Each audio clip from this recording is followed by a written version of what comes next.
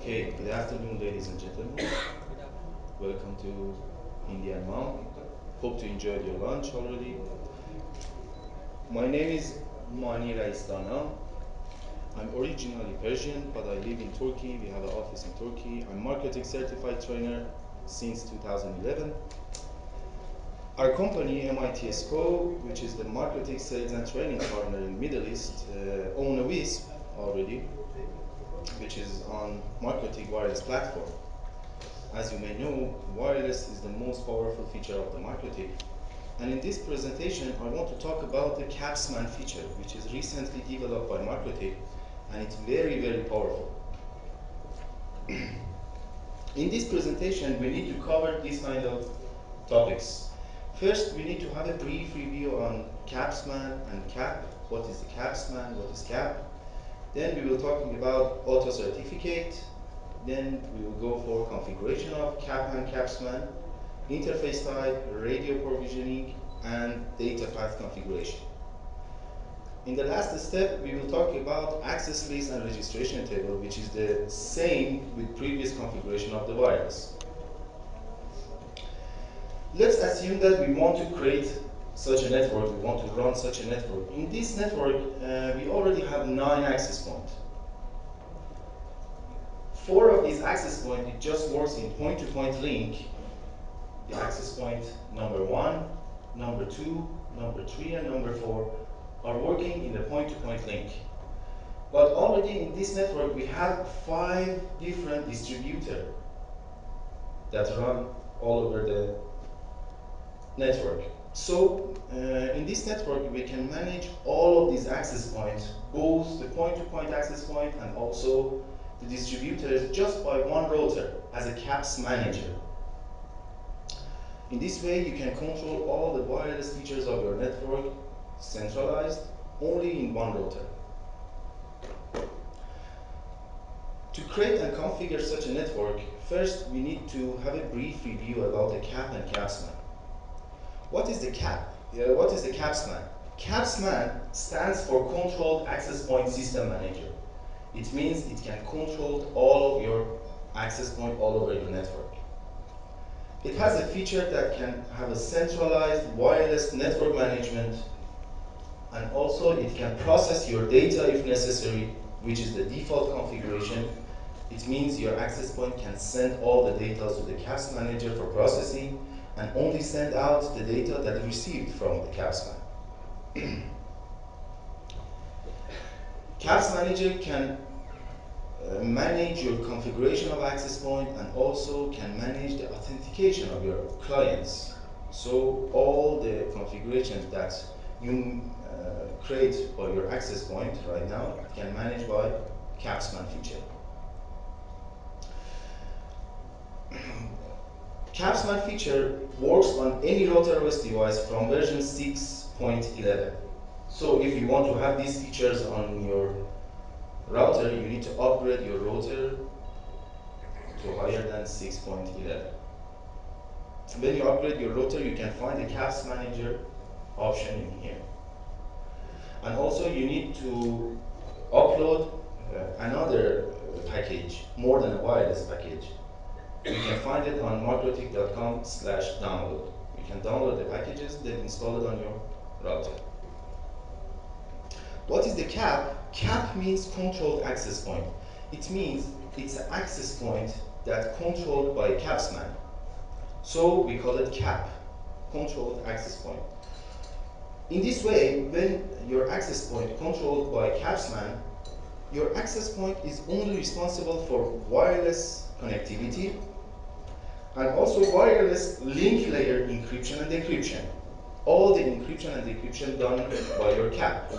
So if your access point is managed by CAPsMAN, your access point responsibilities is only 2 things: wireless connectivity, link layer, encryption, and decryption.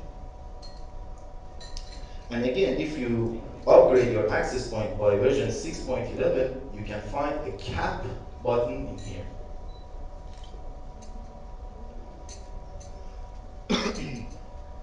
Now let's talk about the connection between CAP and CAPsMAN. Management connection can be established using 2 layers. MAC layer connectivity, IP layer connectivity. It means layer 2 and layer 3. And both of these options can be secured by DTLS, Datagram Transport Layer Security. So if you use layer 2 or if you use layer 3, all of these configuration will be secured by DTLS. And also CAP can pass client data connection to manager. But don't forget, data connection is not secured by default. If you want to have a secure connection for data processing, you need to use IPsec or encrypted tunnel. Only the management connection is secured by DTLS, so if you want to send your data to CAPsMAN, you need to secure it by IPsec or encrypted tunnel.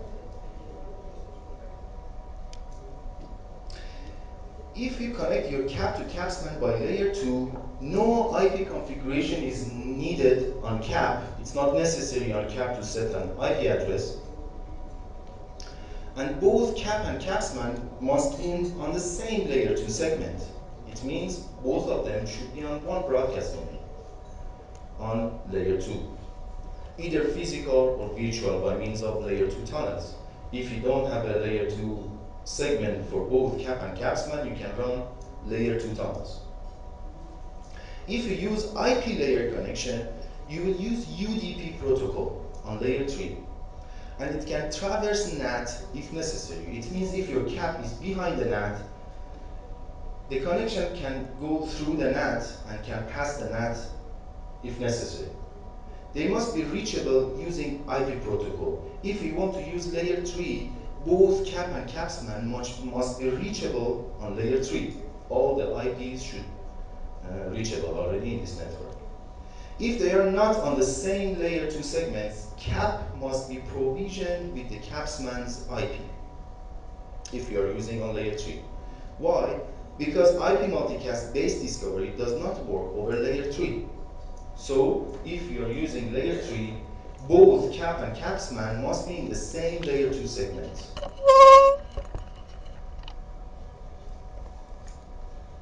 After discovery process, CAP attempt contact CAPsMAN using two different things.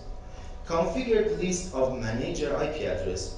It means there is a place to mention manager IP address, not even one, so you can have lots of manager in your network and you can connect some of your access point to some of these CAPS manager. So first, it's going to configure by a list of manager IP address. It's going to create a connection. And also it can connect to CAPsMAN by the CAPsMAN IPs obtained from DHCP server. Without IP address, it can use broadcasting on configured interface using both IP and MAC layer protocol. It means this connection can support broadcasting already. And here's the place that you can mention discovery interface. In this way, your CAP doesn't need to check out anything else. It just discovers a CAPS manager on your network. After building the list of available manager, CAP select CAPsMAN based on CAPsMAN names option. It means there is an option on CAP configuration, CAPsMAN name. You can mention the identity of the CAPS manager router. It's the same as the identity of CAPS manager. If you specify the identity, the CAP is going to select a CAPsMAN by name. Otherwise, it needs to find by MAC layer connectivity or IP layers. Suitable manager with MAC layer connectivity is preferred to manager with IP connectivity. It means if you have both IP layer and MAC layer in the same network, the CAP first will try to connect in layer 2. So layer 2 has more priority than layer 3. If you have both options in your network, your CAP first try to connect by MAC address. First try to connect on layer 2. And also for this connection, there is 3 different possible authentication mode for establishing the DTLS. The first one, which is mean no authentication, There is no any certificate on CAP and CAPsMAN. So it means the authentication of this connection is made by certificate. You need to import a certificate on your CAPsMAN or on your CAP. And also there is another feature by CAPsMAN which is auto certificate. We were talking about auto certificate. But if there is no certificate on CAP and CAPsMAN, it means you don't have any authentication between these two. Another way is certificate configuration only on CAPsMAN. It means only your CAPsMAN have the certification. There is no any certification on CAP side. So if you want to configure on this way, required peer certification should be disabled on CAPS Manager. If you enable it, CAPsMAN try to receive a certificate from peer, which is your CAP. The most secure one is certificate configured on both CAP and CAPsMAN, which means a mutual authentication. It's the most secure way to have authentication for this connection. If we want to run the third options, two options should be specified. CAPsMAN certificate command name must specify on CAP. It means you need to specify a certificate command name of your CAPs in here. When you import the certificate, there is an option, certificate command name. So you need to mention the certificate command name of your CAPS manager on the CAP side. And also you need to enable required peer certificate on CAPS manager. When you set a first option on CAP side, it means you want to receive and you want to check the certificate on CAPS manager. And if you enable the second option on CAPS manager, it means your CAPS manager need to check a certificate first, then it can go to make a connection between themselves. CAP auto-locking to CAPsMAN. After the DTLS connection established, you can have an auto-lock option for this connection. CAP can be configured to automatically lock to CAPsMAN by these two options. Both of them is the same. One of them is in CLI, the other one is a Winbox and WebFig option. After the DTLS connection establishment, if you want your CAP doesn't change the CAPS manager, you need to lock your CAP on CAPS manager. On this way, use of certificate is mandatory for locking to work. So if you want to use automatically locking, you need to use a certificate on both sides. I mean the third authentication option. CAP also can be manually locked to CAPsMAN by specifying a common name of certificate of CAPsMAN. So there is two options for lock: automatically lock, manually lock. If you want to use automatically lock, you can enable this option. If you want to use manually lock, you can specify the certificate common name of your CAPsMAN on the CAP side. Let's talk about auto certificate. CAPsMAN can generate necessary certificate automatically. It means you no more need to import any other certificate. Without auto certificate, first you need to import a certificate on your CAPsMAN, then you can make it available for CAP. So if you want to use auto lock, which is need a certificate on your connection, you can use auto certificate options on both sides. CAP can be configured to request certificate from CAPsMAN. But don't forget, automatic certification do not provide full public key infrastructure, which is available and fully compatible with any other certificate. And manual certificate distribution, or SCEP, must be used if you want to have full public key infrastructure. Here is the option to run auto certificate. When you enable the CAPS manager on CAPsMAN side, there is two options in here: certificate, CA certificate. If certificate set to none, manager will not operate, will be operate in no certificate mode. And if set to auto, manager will attempt to issue certificate to itself. And there is another option for CA certificate. If it's set to none, CAPsMAN will not be able to issue certificate to itself. And also, if it's set to auto, manager will generate self-signed CA certificate. So if you want to use auto certificate, both of them, both certificate and CA certificate should be set on auto. When you specify the auto in here and make it apply, immediately after 3 or 4 seconds, the certificate and CA certificate generated in here, and you can find a common name of your certificate, which is the combination of the identity and also the MAC address of the CAPS manager. So no more need to import any other certificate. You can use auto certificate as well, then you can use auto locking for connection.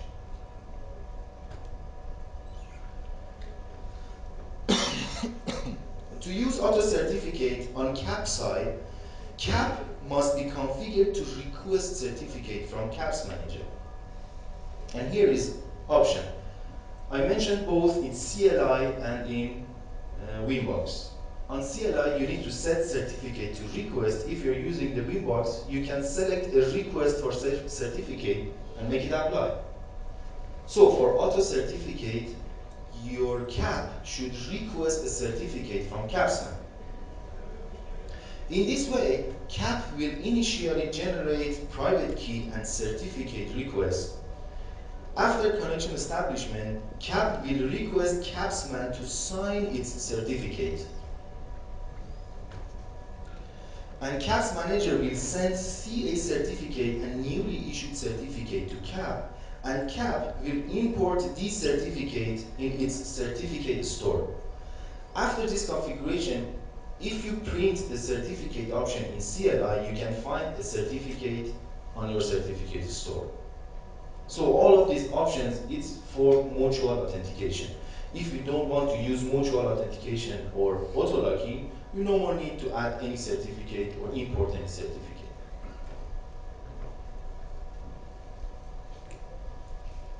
Now let's talk about the configuration. The connection is established now. Your CAP can find the CAPS manager. The connection is established. The connection is secured by DTLS. Your certificate is imported to your CAP side. Now we want to configure the CAP and CAPS manager.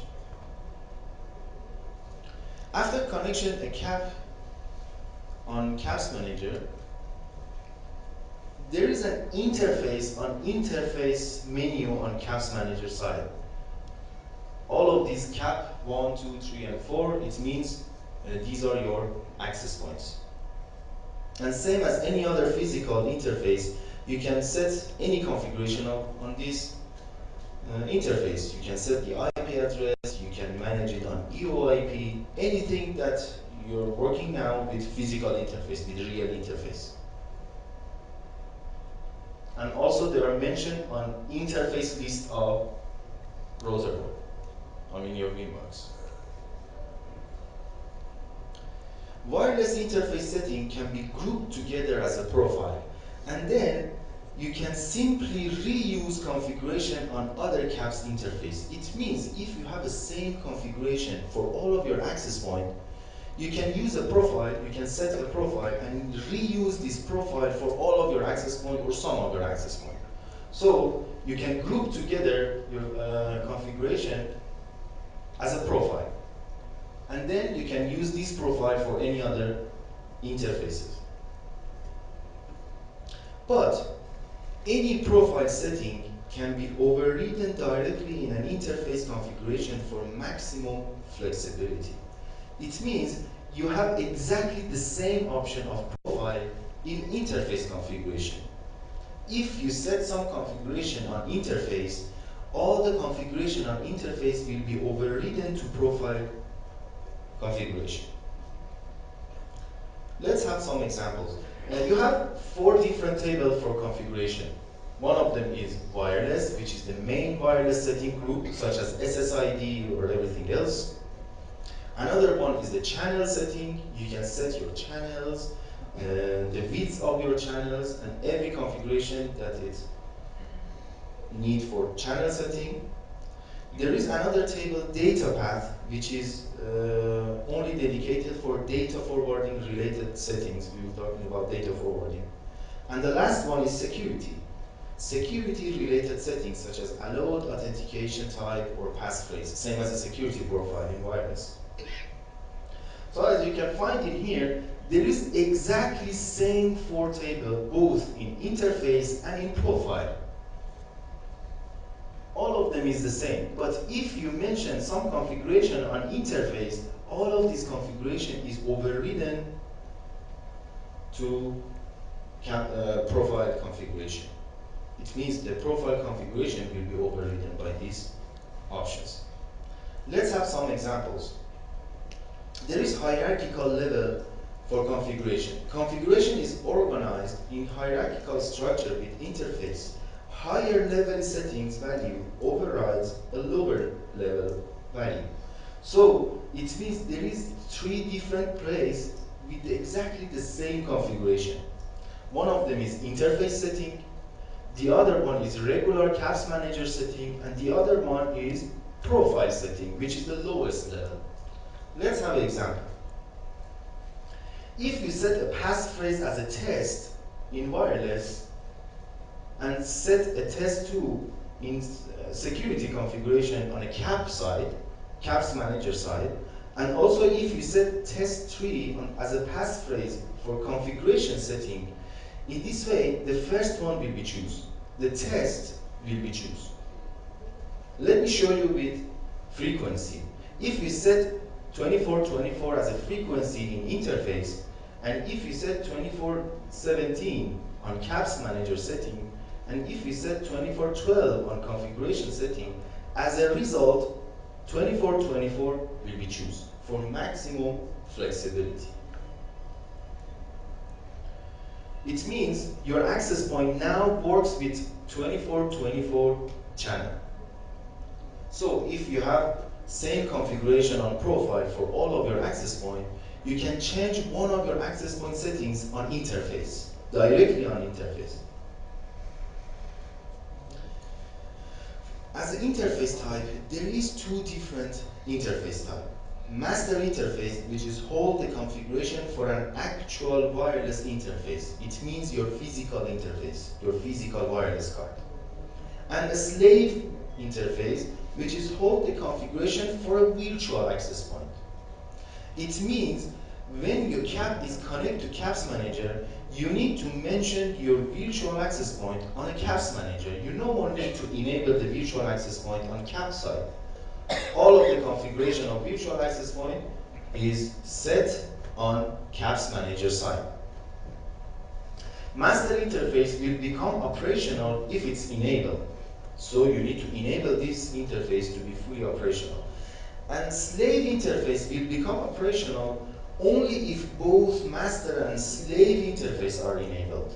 So if you have any virtual access point on CAPs manager side, you need to enable both master and the slave interface. It means the physical interface should be enabled and also the virtual or slave interface should be enabled. All of these interfaces can be configured in two ways, dynamically and statically. When you configure the interface statically, it can store in router OS configuration and will persist over across reboot. It means if you reboot your router, the interface will be persist.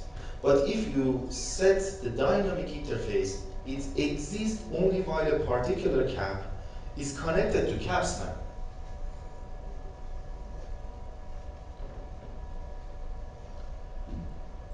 Now the connection is established. The management connection is established. The certificate is imported. The configuration is done by you on both CAP and CAPsMAN side. Now let's talk about the radio provisioning. All of these options exist on CAPs manager side. CAPS manager distinguished between caps based on an identifier. And what is the identifier? The identifier is generated based on two things. If CAP provides a certificate, identifier is set to the common name field in the certificate, if you use a certificate already. If CAP doesn't provide a certificate, identifier is based on a MAC address of the CAP in this format. So there is different options if you use a certificate or if you don't use any certificate. In this way, when DTLS connection is successfully established, CAPS manager makes sure there is no stale connection with CAP using the same identifier. If the identifier is set by a MAC address, and because the MAC address is unique per each interface, there is no any stale connection with CAP using the same identifier.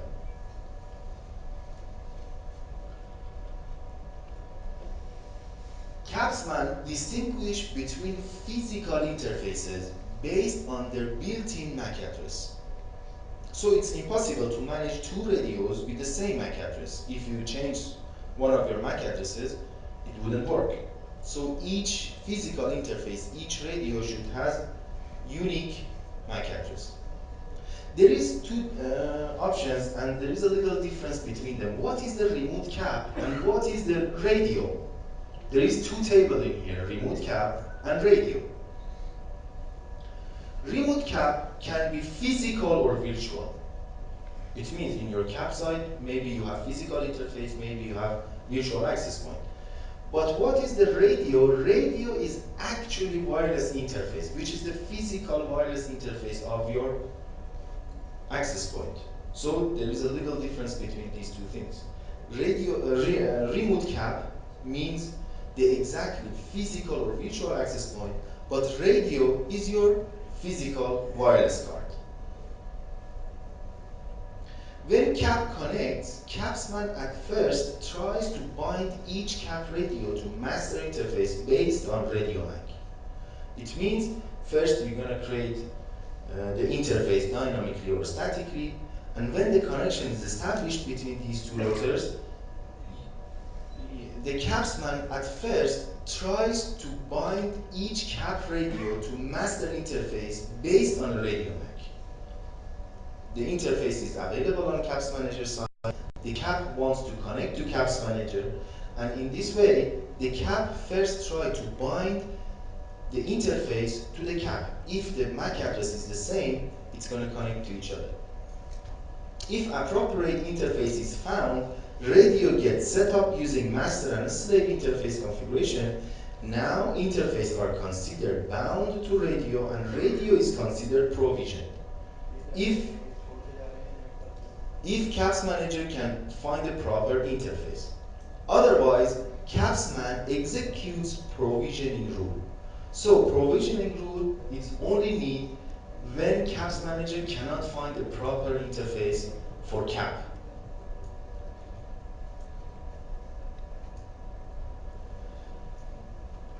Now we want to talk about a data forwarding. Data path setting control data forwarding related aspects. There is two options for data processing.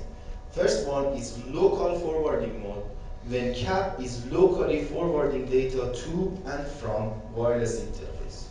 It means in this way, your CAP is responsible for data processing. The second option is manager forwarding mode, where CAP sends to CAPS manager all data received over wireless and only send out the data received from CAPsMAN. Even client-to-client forwarding is controlled and performed by CAPsMAN. What is the client-to-client forwarding?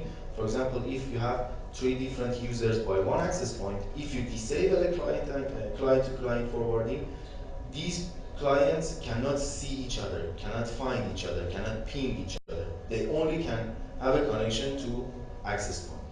If your data is processed by CAPS Manager, these options is made by CAPS Manager. When the data is come to CAP, CAP send all of this data to CAPS manager to process it and send it out only if it's received from CAPsMAN.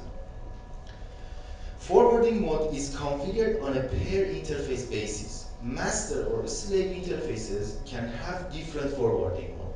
It means if you have one physical interface and it has another virtual interface under it, both of them can have different configuration. One of them can manage the data processing locally, the other one can manage the data processing by CAPS manager. Most of the data path settings are used only when in manager forwarding mode. This table is available on CAPsMAN side, and most of this configuration is available when in manager forwarding mode, because in local forwarding mode, CAPS manager doesn't have control over data forwarding. So if you use a manager data forwarding, you can use these options as a data path configuration.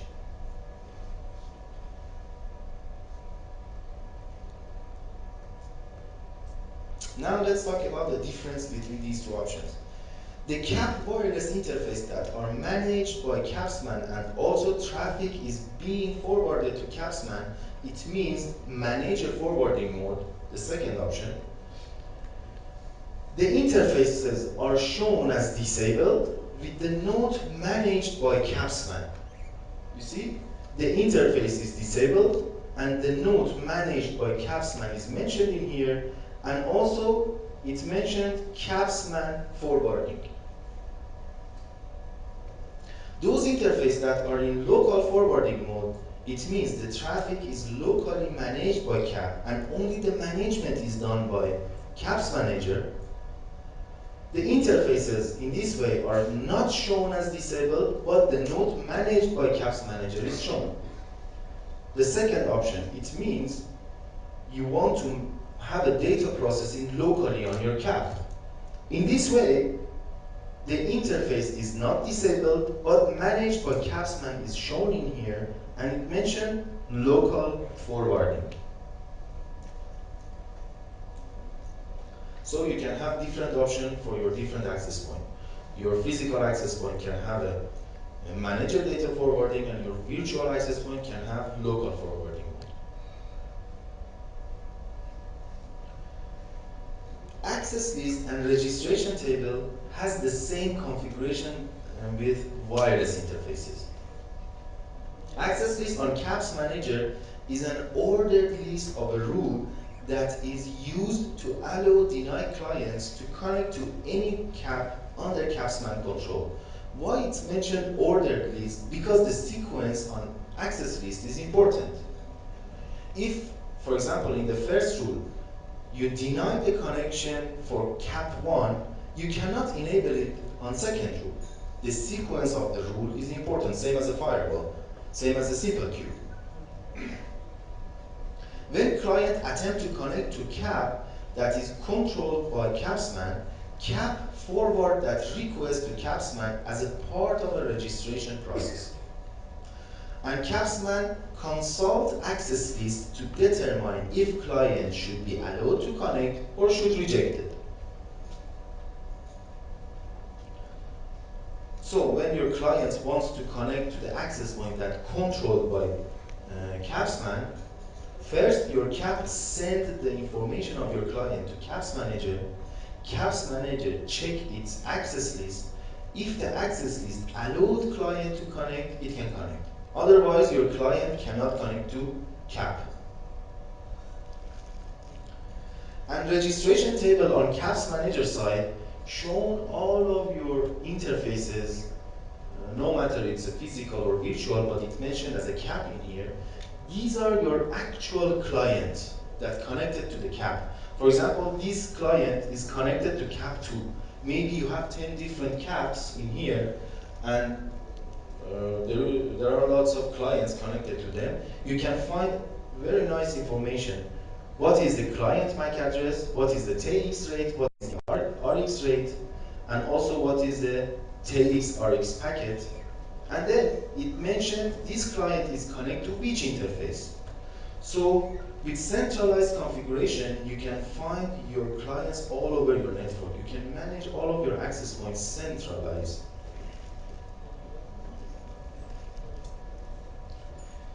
This is all about the CAPsMAN feature. This is recently developed by MikroTik. As I told you before, you need to upgrade your router. So this is a very new feature. We need you to configure these options, this configuration on your home lab, on your scenarios, before run it on enterprise network.